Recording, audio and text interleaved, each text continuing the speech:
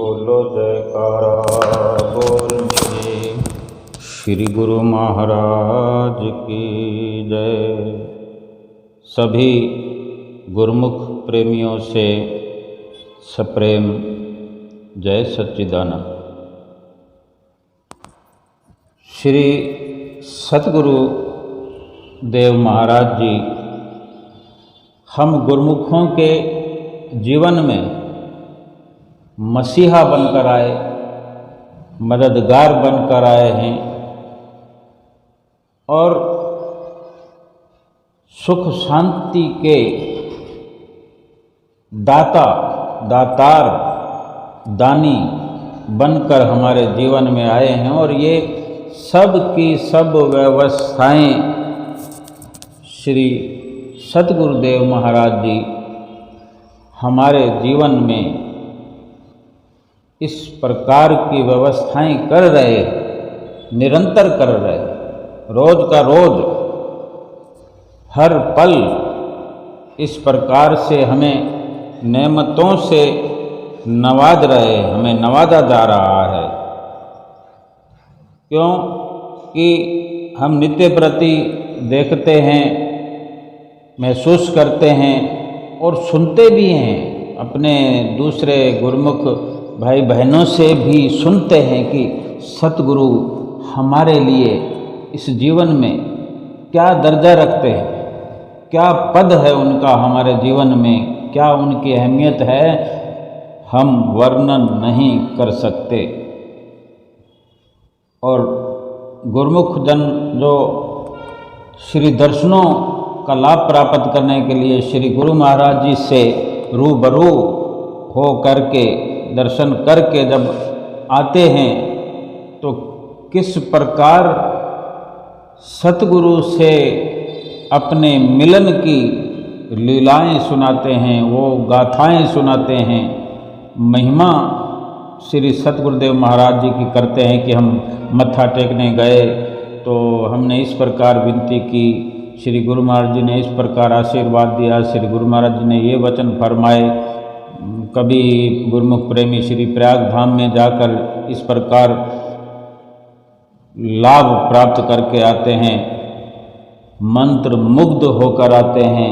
सतगुरु देव महाराज जी की सुंदर छवि पर, उनके सुंदर मुखारविंद से फरमाए गए सुंदर सुंदर वचनों पर और उनकी मस्तानी चाल को देखकर और उनके द्वारा उनके श्री कर कमलों से की गई लीलाओं का जो नज़ारा देखते हैं, उन पर मंत्र मुग्ध होकर वहाँ से आते हैं। भुलाए नहीं भूलती उनकी लीलाएं और स्वयं भी इस प्रकार से लाभ प्राप्त करके आते हैं, फिर लाभ में ही रहते हैं और दूसरे अपने गुरुमुख भाई बहनों से लगातार बार बार वर्णन सुनाते हैं लीलाओं का, उनको भी घर बैठे सुख पहुंचाते हैं। जहाँ तहाँ गुरुमुख प्रेमी श्री दर्शनों की लीलाएं जाकर सुनाते हैं, क्योंकि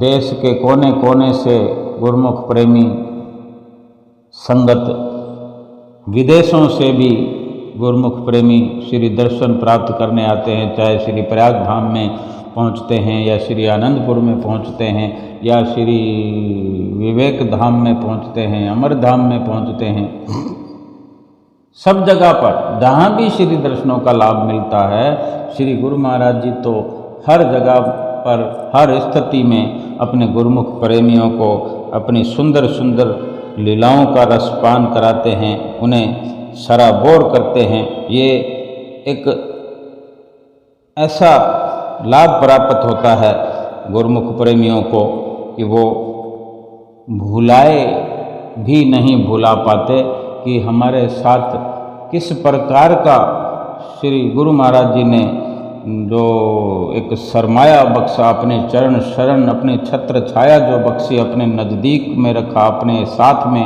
अपने पास में अपने चरण शरण बख्शी, उसका शुक्राना करते नहीं थकते और उनके उपकारों का बदला चुका ही नहीं सकते, कोई नहीं चुका सकता। इस लोक में तो क्या, किसी लोक में नहीं चुका सकते, इस जन्म में तो क्या, हजार हजार लाख लाख जन्मों में भी नहीं चुका सकते उनके कर्जे से। इस प्रकार जो उनका हम पर कर्ज है उससे हम मुक्त नहीं हो सकते, होना चाहते भी नहीं।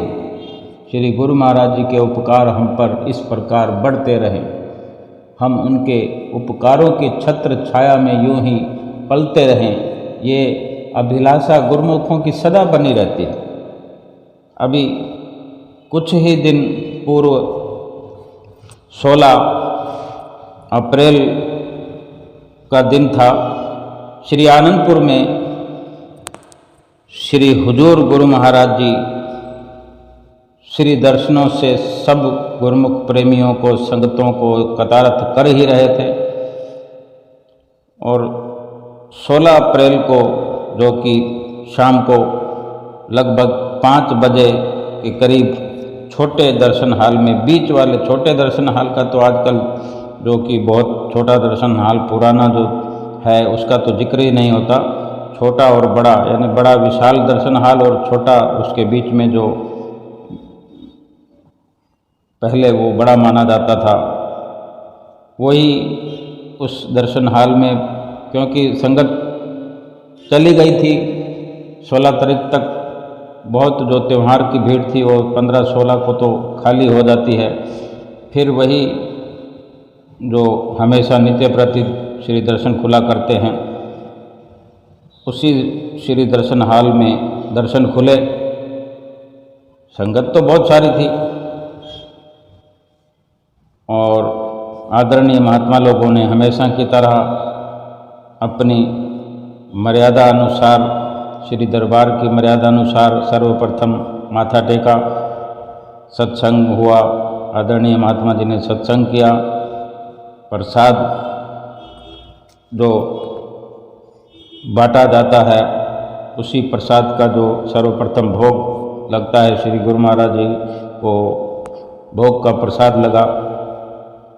जिन प्रेमियों ने प्रसाद करवाया था, जिनकी तरफ से प्रसाद था, उन्होंने श्री गुरु महाराज जी को गोल्ड का तिलक भी भेंटा किया, जो कि आदरणीय महात्मा जी ने वो गोल्ड का तिलक लेकर श्री गुरु महाराज जी के सुंदर सुंदर मस्तक पर सुंदर सुंदर वो गोल्ड का तिलक लगाया। वो एक सुंदर नज़ारा अपने आप में होता है कि श्री गुरु महाराज जी श्वेत वस्त्रों में और मस्तक पर सुंदर ऐनक, आँखों पर सुंदर ऐनक और मस्तक पर जब गोल्ड का तिलक शोभायमान होता है तो ऐसी छटा का वर्णन, ऐसे सुंदर दीदार का, सुंदर दर्शनों का क्या कोई वर्णन कर सकता है। देवी देवता भी ऐसी मनोहारी जो छवि हमारे हुजूर श्री गुरु महाराज जी की है, इस नज़ारे को देखकर पुष्प वर्षा किया करते हैं। फिर जो सत्संग समाप्ति हुई तो संगतों ने, जो कि उन्हें आज्ञा मिलती है कि सभी गुरुमुख प्रेमी जो माथा टेकना चाहते हैं सामने की लाइनों से आकर माथा टेक सकते हैं, बस इशारा करने की देर होती है और गुरुमुख प्रेमी तो तैयार बैठे होते हैं कि हमारा ये काम हो जाए तो हम फ्री हो जाएं। यानी ऐसा लगता है कि बहुत बड़ा भार गुरुमुख प्रेमियों के जीवन में रहता है कि वो श्री गुरु महाराज जी के नज़दीक पहुंचकर उनके आगे अपना मस्तक झुकाकर माथा टेक लेते हैं और घर जाने की जैसे श्री आज्ञा मिल जाती है तो बहुत बड़ा बोझ होता है जो गुरुमुख प्रेमियों के सिर से उतर जाता है और अपने आप को इतना हल्का महसूस करते हैं। क्या गुरुमुख प्रेमियों का और श्री गुरु महाराज जी का साफ पाक पवित्र ये रिश्ता है और हर गुरुमुख की ये कामना हुआ करती है कि मेरा मेरे सतगुरुदेव महाराज जी से ये सुंदर पवित्र रिश्ता सदा सदा बना रहे, भूले से भी मैं इस रिश्ते से दूर ना हो जाऊं, अपने सतगुरु से दूर ना हो जाऊं, क्योंकि ये समझ गुरुमुख प्रेमियों को हुआ करती है कि इस संसार के अंदर, इस दुखमय संसार के अंदर, दुखों की नगरी के अंदर एक मात्र सतगुरु के चरण शरण में ही सुख मिलता है, सुख प्राप्त होता है। और गुरुमुख प्रेमी वही सुख प्राप्त करने के लिए श्री गुरु महाराज जी के श्री दर्शन करने जाते हैं, सेवा करने जाते हैं। और इसी प्रकार गुरुमुख प्रेमी अपनी अपनी जो कुछ दुविधा भरी कोई कहानी होती है, कोई दुविधा भरी कोई हमारे अंदर कुछ इस प्रकार से जिज्ञासा होती है, वो प्रकट करते हैं।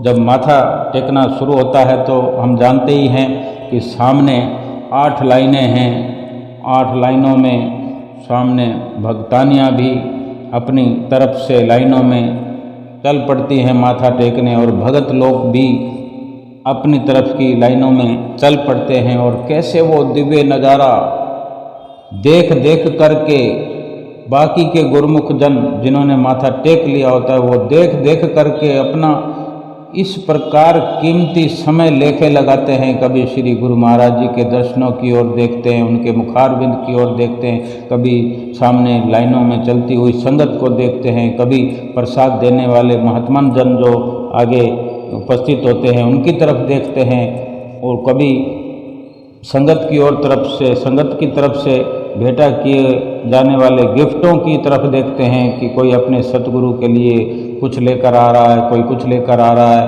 अपने सतगुरु की नज़रें कर्म को भरपूर अपने अंदर भर लेना चाहते हैं, और सतगुरु भी अपने सेवकों को, अपने गुरुमुखों को किस प्रकार मुस्कुराते हुए बार बार आशीर्वादों से नवाज रहे होते हैं, आशीर्वाद की बरसात करते होते हैं, आशीर्वादों की झड़ी लगा रखी होती है। श्री गुरु महाराज जी भी जैसे उनको कुछ और काम ही नहीं है, केवल और केवल यही श्री गुरु महाराज जी को काम होता है कि अपने गुरुमुख प्रेमियों को अधिक से अधिक आशीर्वादों से खुश करें।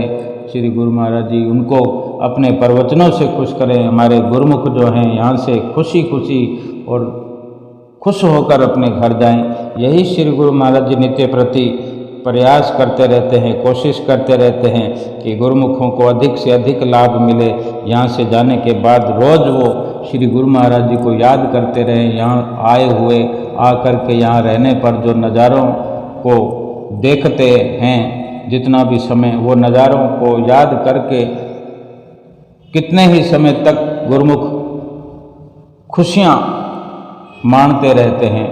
श्री गुरु महाराज जी भी यही चाहते हैं, उनको यही प्रसन्नता होती है कि हमारे गुरुमुख प्रेमी दूर दूर से आते हैं, शरीर पर कष्ट सहन कर आते हैं, कुछ काम धंधा छोड़ कर आते हैं, कई प्रकार के त्याग करके आते हैं, जाने कितनी मुश्किल से आते हैं। हालांकि सारी व्यवस्था हमारे श्री गुरु महाराज जी ही करते हैं कि वही हमें अपने घर से, जो हम संसार में रहते हुए, दुखों की नगरी में रहते हुए, हर पल संसार की झुलसती हुई आग में श्री गुरु महाराज जी की कृपा से महफूज हुआ करते हैं, महफूज रहते हैं। फिर भी कुछ समय के लिए जो हम आना चाहते हैं तो श्री गुरु महाराज जी ही अपनी प्रेरणाओं से हमें उत्साहित करके, प्रेरणा दे करके इस मोह जंजाल से, इस दुख की नगरी से निकाल करके अपने नज़दीक बुलाते हैं, और अपनी इस प्रकार की लीलाओं का नज़ारा दिखाकर, दर्शनों का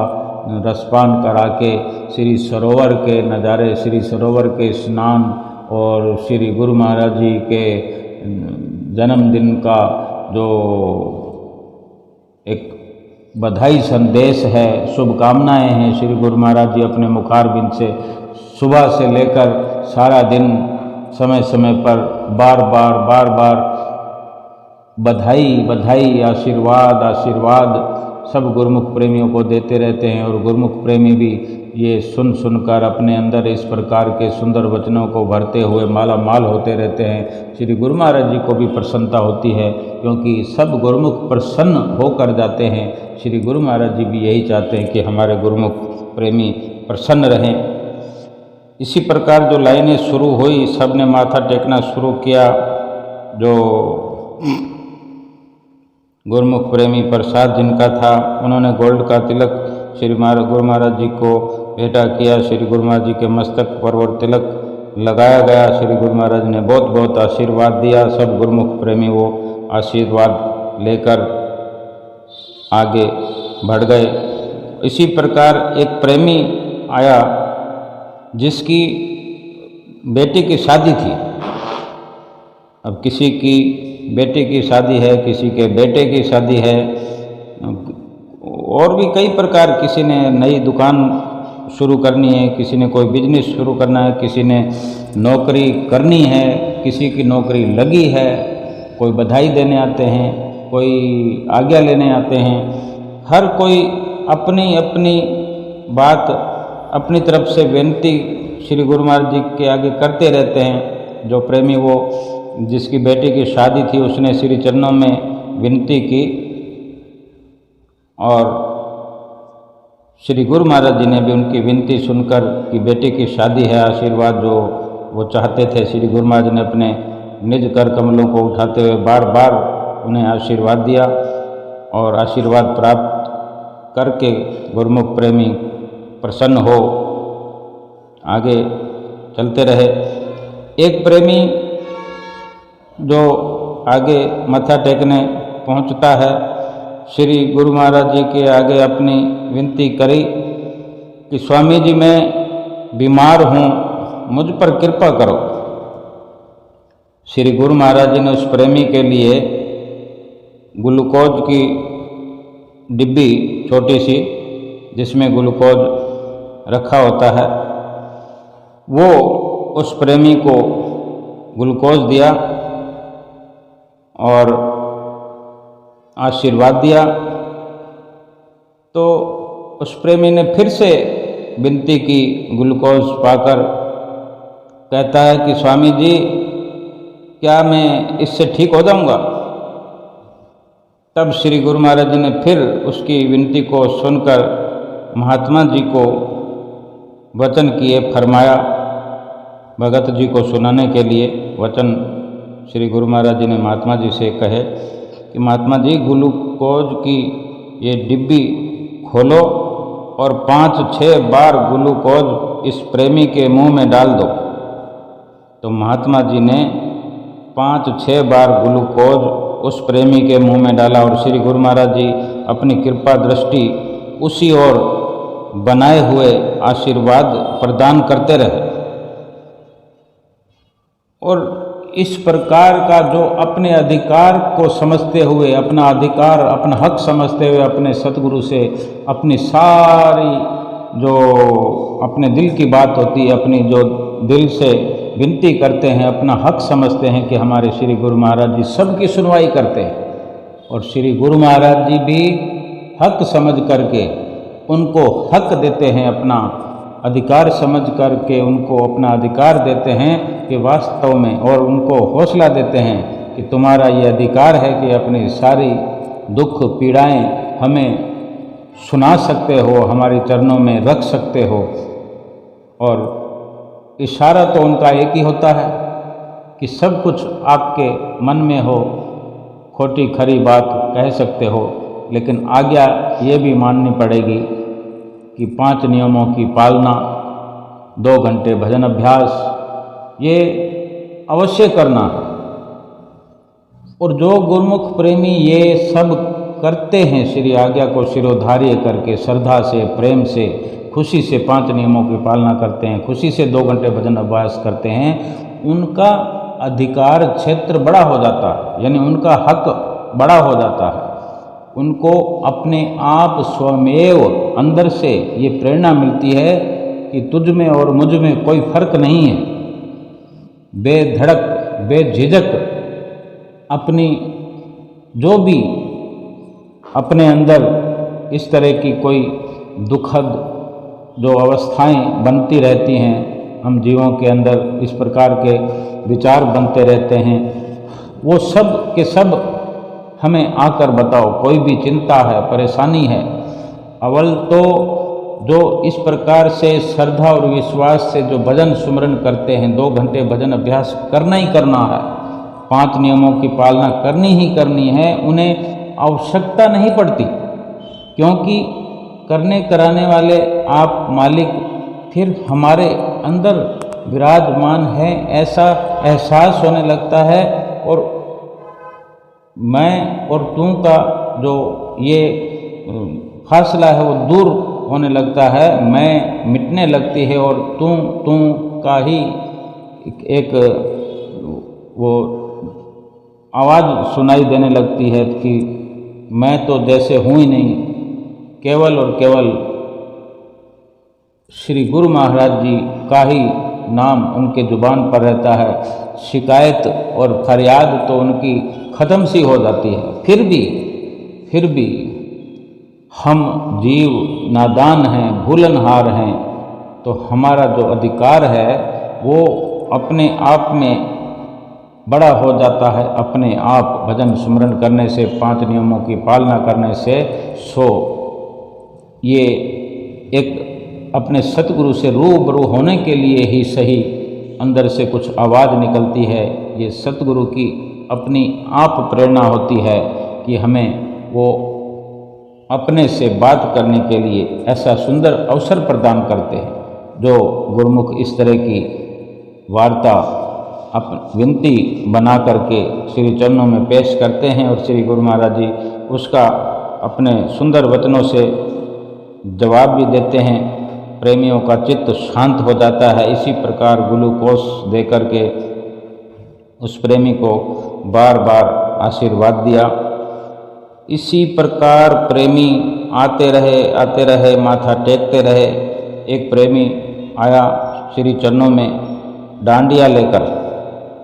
श्री गुरु महाराज जी ने भी वो डांडिया जो था अपने निज कर कमलों में पकड़ा, बजाया। सारी संगत ने, कोई नई चीज़ होती है, श्री गुरु महाराज जी कर कमल लगाते हैं या कोई लीला करते हैं, ये लीला ही है कि वो डांडिया लेकर आया है तो एक इस कर कमलों में एक इस कर कमलों में लेकर श्री गुरु महाराज जी ने आपस में भिड़ा दिया। तो श्री गुरु महाराज जी ने वो लीला रचाई। वो चाहते तो यूं ही रख सकते थे, वो डांडिया खड़का दिया। सब गुरुमुख प्रेमियों की नज़र तो श्री गुरु महाराज जी की दर्शनों की ओर होती है। श्री गुरु महाराज जी क्या कर रहे हैं, सब कुछ देखने में हर कोई लगा होता है, तुरंत जयकारे लगा देते हैं। अपने श्री गुरु महाराज जी को इस प्रकार लीला करते हुए देखकर सारी संगत ने माथा टेक लिया। फिर हमेशा की तरह नाचने वाले भजन चलते रहे।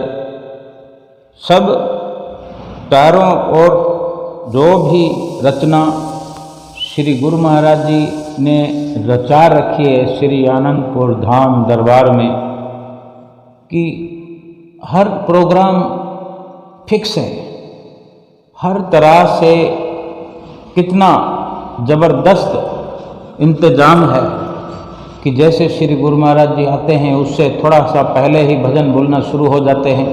कोई त्यौहार का बड़ा दिन हो तो भजन थोड़ा पहले शुरू कर देते हैं, ताकि भजन बोलने वाले बहुत से गुरुमुख प्रेमी बाहर से आए होते हैं, बारी बारी से अपना भजन बोलते रहते हैं। सबका नंबर आता रहता है। भजन बोलने वाले भजन बोलकर खुश हैं, दर्शन करने वाले दर्शन करके खुश हैं। किसी का भजन बोलने का जो अवसर है वो श्री गुरु महाराज जी के विराजमान होने के बाद तुरंत शुरू होता है, उसको पहला भजन कहते हैं, दर्शनों का भजन कहते हैं।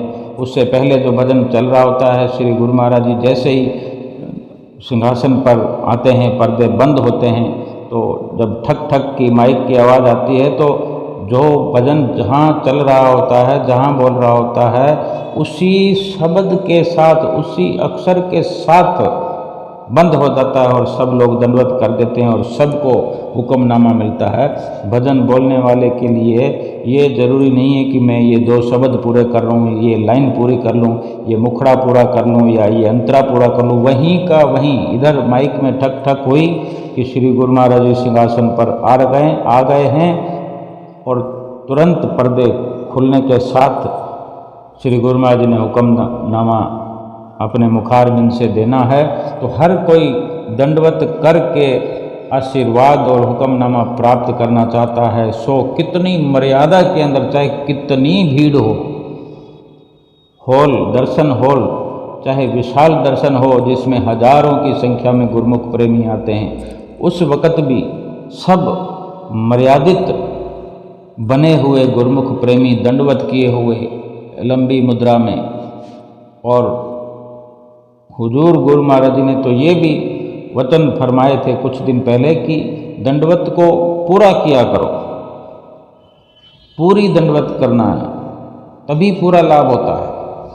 बीच बीच में समय समय पर गुरु महाराज जी गहरे गहरे राज समझाते रहते हैं, गूढ़ से गूढ़ रहस्य हम गुरुमुखों को बताते रहते हैं, जतलाते रहते हैं कि हमारा किस प्रकार से लाभ है, किस प्रकार से हमें फ़ायदा होना है, किस प्रकार से सुख मिलना है। इस प्रकार भजन बोलते रहते हैं और फिर श्री गुरु महाराज जी सिंहासन पर विराजमान होते हैं। श्री गुरु महाराज जी हुक्मनामा देते हैं, फिर आदरणीय महात्मा जी 2-3 बार हुक्मनामा सुनाते हैं श्री गुरु महाराज जी की तरफ से। सारी संगत उठ खड़ी होती है, सब गुरुमुख प्रेमी खड़े होकर नतमस्तक होकर फिर से अपना आसन ग्रहण करते हैं। श्री गुरु महाराज जी का सम्मान करते हुए, हाथ जोड़कर नतमस्तक होते हुए उनकी छत्र छाया में, उनकी श्री चरण शरण में बैठ करके फिर नज़ारों का जो दौर चलता है इसी प्रकार। और जब कोई शुभ संक्रांति का दिन हो, बड़े त्यौहार का दिन हो, श्री गुरु महाराज जी की श्री दर्शनाल में आरती भी उतारी जाती है, केसर का तिलक भी लगाया जाता है, सुंदर पीताम्बर श्री गुरु महाराज जी को धारण करवाया जाता है।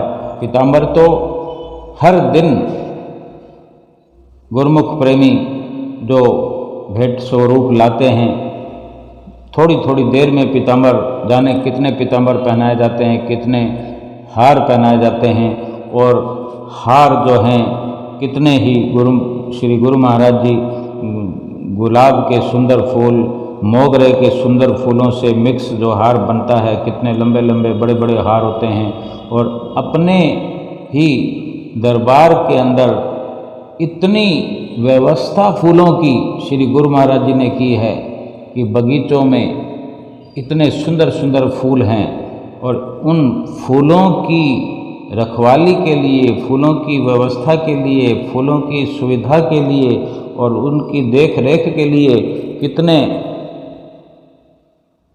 वहाँ पर गुरुमुख प्रेमी सेवा में रहते हैं, महात्मा जन सेवा में रहते हैं, बगीचों की सेवा में रहते हैं।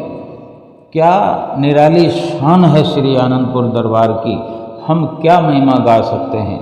श्री गुरु महाराज जी की महिमाओं का वर्णन हम इस छोटी जुबान से गा ही नहीं सकते, बता ही नहीं सकते। जहाँ शेष शारदा सतगुरु की महिमा को नहीं गा सकते, फिर हमारी तो इतनी छोटी जुबान है और इतना बड़ा वर्णन कि पार ब्रह्म परमेश्वर की महिमाओं का, उनकी लीलाओं का कोई पार कैसे पा सकता है।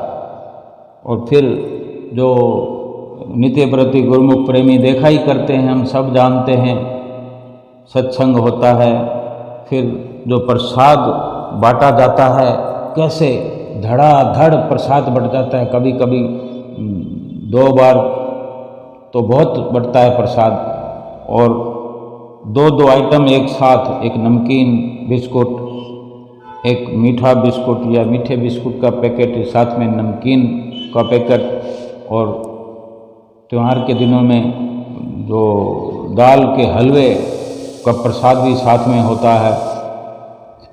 इतनी ज़बरदस्त एक मर्यादा श्री आनंदपुर दरबार की बनी हुई है कि देखते ही रह जाते हैं कि किस प्रकार देखते ही देखते हजारों की संख्या में जो गुरुमुख प्रेमी आए हैं, सबको प्रसाद बढ़ जाता है, पता ही नहीं लगता। एक भजन के अंदर कि जैसे सत्संग की समाप्ति हुई, उसके बाद जो भजन शुरू होता है, आदरणीय महात्मा जन भजन बोलते हैं और उस भजन में प्रसाद का वितरण जो शुरू होता है तो भजन की समाप्ति तक 5-7 मिनटों के अंदर सारे दर्शन हॉल में सबको प्रसाद वितरण हो जाता है। सब गुरुमुख प्रसाद ग्रहण कर लेते हैं। कभी कभी ज़्यादा भीड़ होती है जिस दिन प्रसाद गुरुमुख प्रेमी जब दर्शन हाल के दरवाज़ों से प्रवेश करते हैं तो वहीं पर प्रसाद की व्यवस्था होती है। अंदर प्रवेश करते हुए सबको प्रसाद मिल जाता है और सभी प्रसाद लेकर श्री दर्शन हाल में प्रवेश करते हैं और अंदर जाकर बैठते हैं। कितने प्रकार की सुख सुविधाओं से श्री गुरु महाराज जी ने व्यवस्थाएं की है अपने गुरुमुख प्रेमियों के लिए। कोई इस संसार में ऐसा कोई दरबार हो सकता है, ऐसी व्यवस्थाएं हो सकती है, इस तरह का कोई कहीं सिलसिला किसी ने देखा हो, कल्पना भी नहीं कर सकते कि इतना प्रसाद वितरण होता है। ये केवल और केवल पार ब्रह्म परमेश्वर खुद भगवान धरती पर यहाँ संत रूप में अवतरित हुए हैं। श्री परमहंस अद्वैत मत में श्री परमहंस अवतार जहाँ इस धरती पर आकर अपने गुरुमुख प्रेमियों के लिए एक सत्संग प्रचार का ये बहुत बड़ा लासानी दरबार बनाया है, केंद्र बनाया है और नित्य प्रति इसकी जो शोभा है वो निखरती चली जा रही है। इसकी शोभा जो है बढ़ती हुई दसों दिशाओं में लगातार फैल रही है। यही गुरुमुख प्रेमियों ने देखा है, देख रहे हैं और देखते रहेंगे। रहती दुनिया तक श्री आनंदपुर धाम का जो डंका है दसों दिशाओं में बजता रहेगा, तीनों लोकों में बजता रहेगा। कोई भी सानी नहीं इस दरबार का, कोई मुकाबला नहीं इस आनंदपुर धाम का।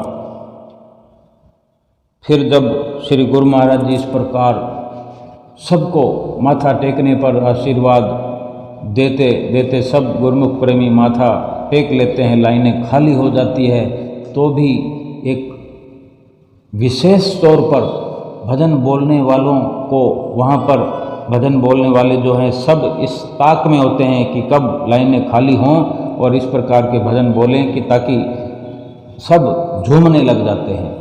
और ऐसा ही हुआ उस दिन भी।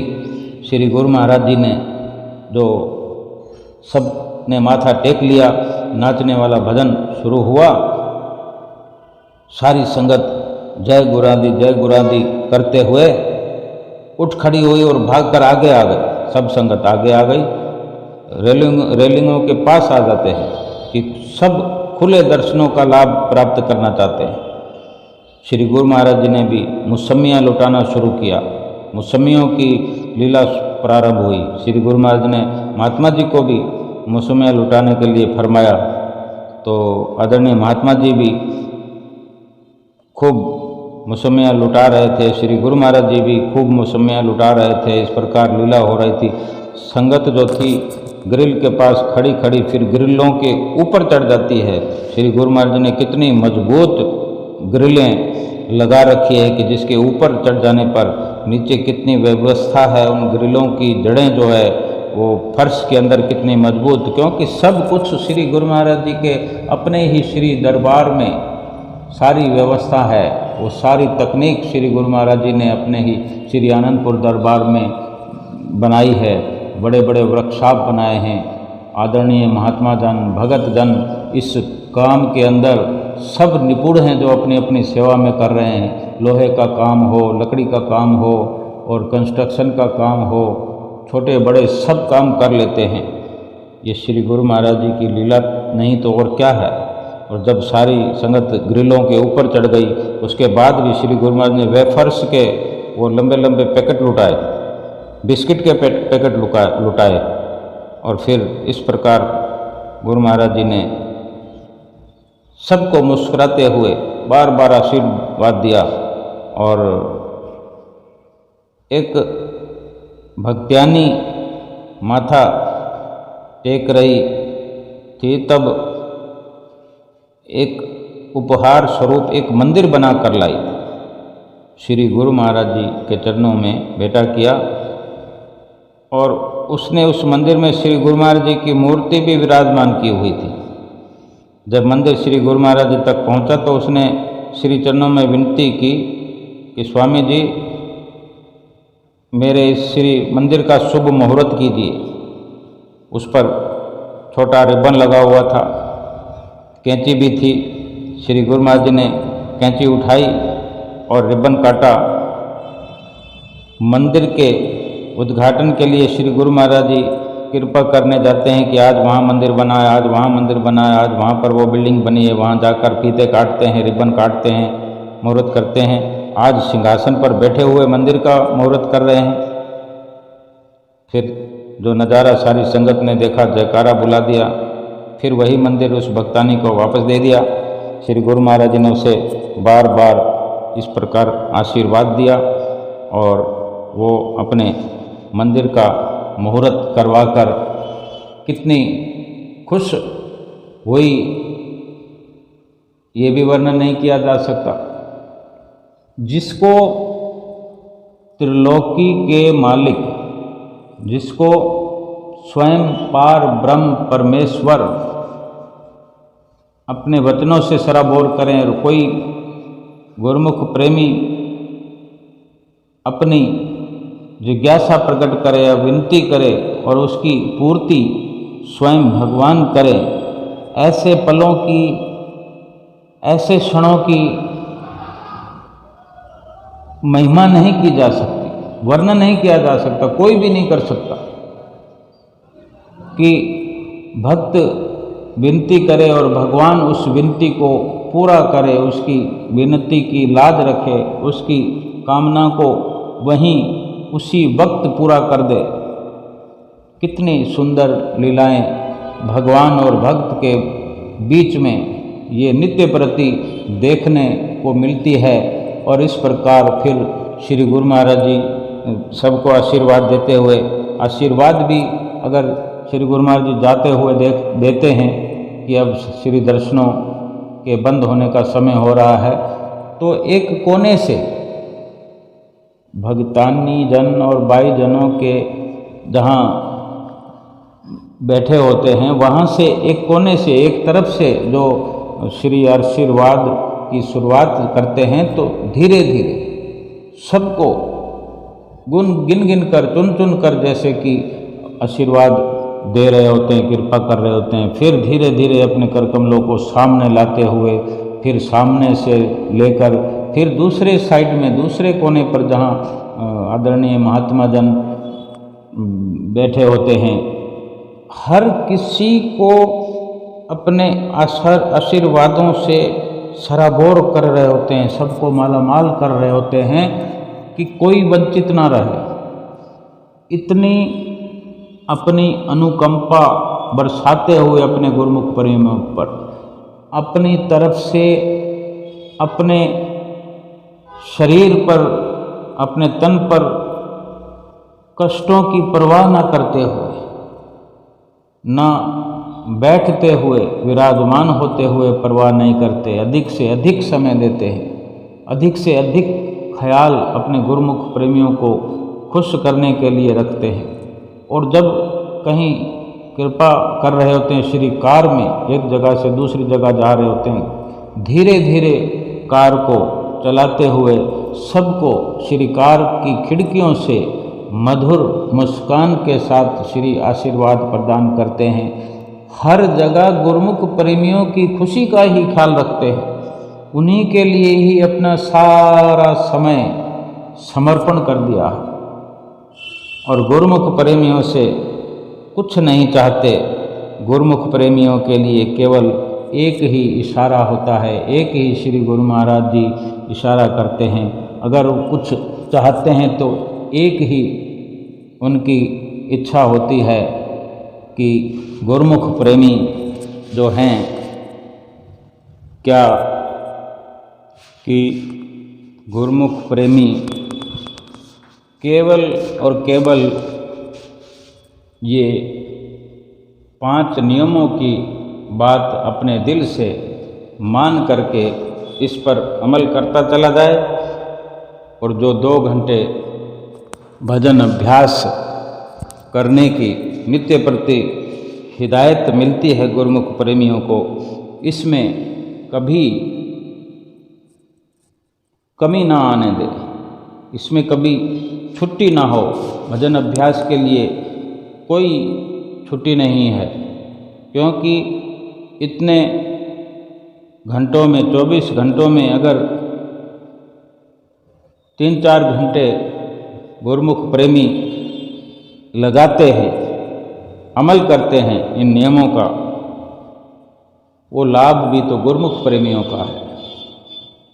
ये हमारा ही भला है, हमें ये समर्पण अवश्य करना चाहिए, श्रद्धा से करना चाहिए। श्री आरती पूजा भी श्रद्धा से, सेवा भी श्रद्धा से, सत्संग भी श्रद्धा से, और श्री दर्शन और ध्यान ये भी श्रद्धा से, और भजन सुमरन भी करें तो अपने अहोभाग्य समझ के हमें करना चाहिए कि ये गनीमत हमें मौका तो प्रभु ने दिया है।